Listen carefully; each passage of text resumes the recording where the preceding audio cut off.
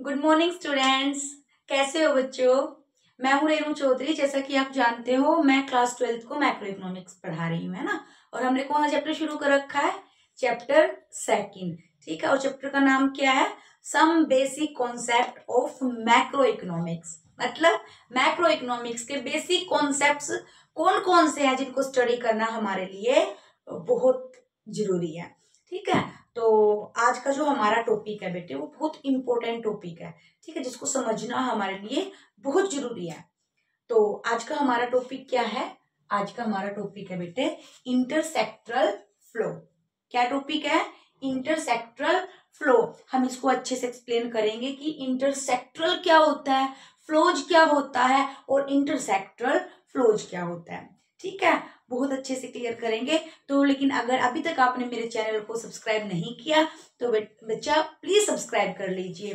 ठीक है, लाइक कीजिए, शेयर कीजिए, कमेंट कीजिए और बेल आइकन प्रेस करना ना भूलिए, ताकि जब भी मैं कोई न्यू वीडियो अपलोड करूं तुरंत आप तक नोटिफिकेशन चला जाए और आप वीडियो देखने में देरी न कर पाए। तो आइए बिना टाइम वेस्ट किए हम अपना आज का टॉपिक शुरू करते हैं। देखिए स्टूडेंट्स, आज हम समझेंगे इंटरसेक्टरल फ्लोज क्या होता है। ठीक है, लेकिन इंटरसेक्टरल फ्लोज को समझने से पहले हमें समझना होगा ये सेक्टर क्या होता है। सेक्टर क्या होता है जो मैंने इससे पहले वाली वीडियो में अच्छे से एक्सप्लेन कर रखा है, 4 सेक्टर ऑफ आवर इकोनॉमी। ठीक है, अगर आपने वो अभी तक वीडियो नहीं देखी तो प्लीज जाइए, पहले वो वीडियो देखिए, उसके बाद आपको आज का टॉपिक समझ में आएगा। देखिए बेटे, ये सेक्टर क्या होता है? हमारे इकोनॉमी के 4 सेक्टर हैं। कौन कौन से? Number 1 house hold sector, number 2 producer sector, number 3 government sector, number 4 external sector. ठीक है, जिसमें एक्सपोर्ट इंपोर्ट होता है। तो ये जो सेक्टर है ना बेटे, ये एक दूसरे के डिपेंडेंट होते हैं। ठीक है, मतलब ये एक दूसरे के बिना वर्क ही नहीं कर सकते। समझ में आया? ये एक दूसरे के बिना वर्क नहीं कर सकते। तो each sector depend on each other in one way and another way. तो इसे समझने के लिए आपकी बुक में कुछ ऑब्जर्वेशन दी है बेटे, आइए उन ऑब्जर्वेशन को अच्छे से समझ लेते हैं। देखिए, नंबर 1 आपकी बुक में ऑब्जर्वेशन दे रखी है, the house hold sector depend on producer sector. Household sector depend on producer sector for supply of goods and services for consumption। मतलब जो हाउस होल्ड सेक्टर है ना बेटे, वो प्रोड्यूसर सेक्टर के टोटली डिपेंड है। किस लिए? गुड्स एंड सर्विसेज की सप्लाई के लिए। ठीक है, अपने कंजप्शन के लिए, अपनी वांट्स को सेटिस्फाई करने के लिए।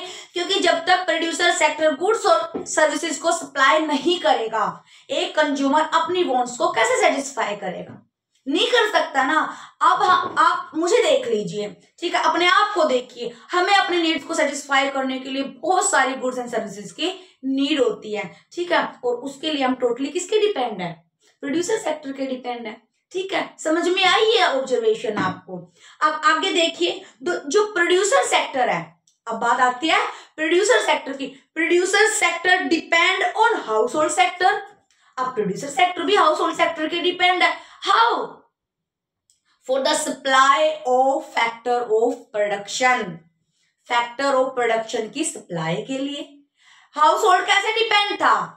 गुड्स एंड सर्विसेज की सप्लाई के लिए। और प्रोड्यूसर कैसे डिपेंड है हाउस होल्ड सेक्टर के? कैसे डिपेंड है? फैक्टर ऑफ प्रोडक्शन के लिए।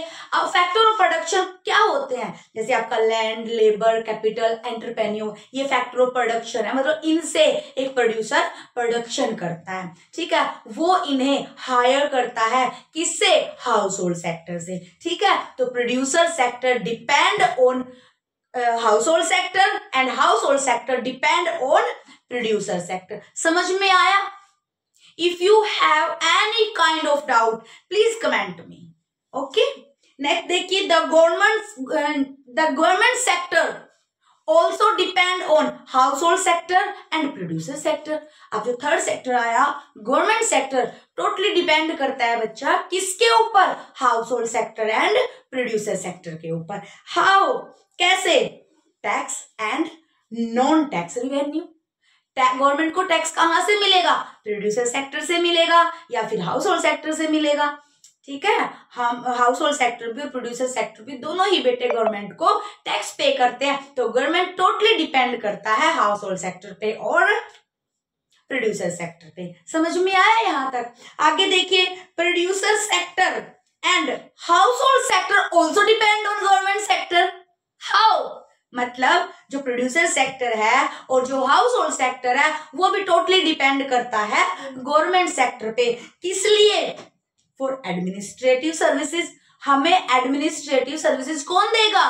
गवर्नमेंट देगी। ठीक है। हमारे लिए लॉ ऑर्डर कौन बनाएगा? गवर्नमेंट बनाएगी, जिससे हमारी सोसाइटी में, हमारी कंट्री में शांति बनी रहेगी।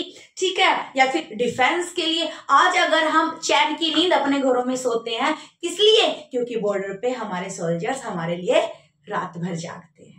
ठीक है। तो हमें डिफेंस के लिए, लॉ रेगुलेशन के लिए और एडमिनिस्ट्रेटिव सर्विसेज के लिए हम टोटली डिपेंड है गवर्नमेंट सेक्टर के।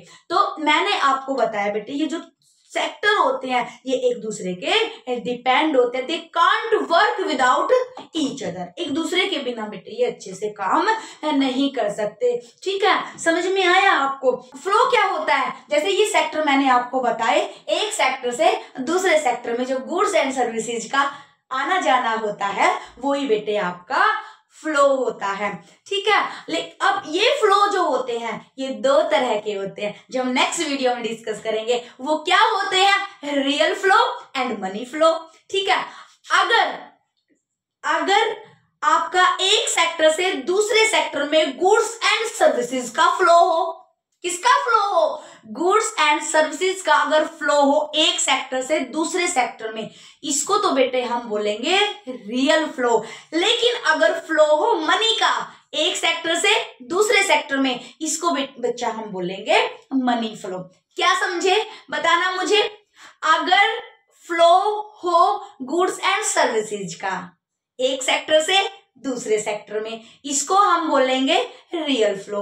लेकिन अगर एक सेक्टर से दूसरे सेक्टर में मनी का फ्लो हो रहा हो, ठीक है, उसको हम बोलेंगे मनी फ्लो। इसको नेक्स्ट वीडियो में हम अच्छे से डिस्कस करेंगे, what is real flow and what is money flow and what is difference between real flow and money flow. ठीक है। तो आज के लेक्चर में हमने क्या पढ़ा बेटे, क्या समझा?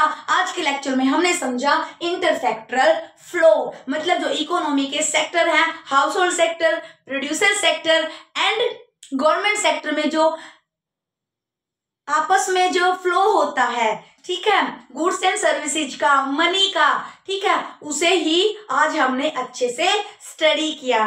ठीक है, कि कैसे house hold sector depend on producer sector and producer sector depend on house hold sector. ठीक है। फिर हमने समझा कि government sector depend on producer sector and house hold sector and house hold sector and producer sector depend on government sector.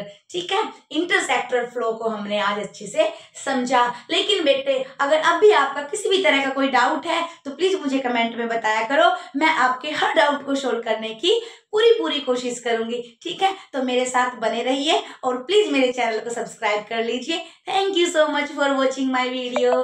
Thank you. Take care.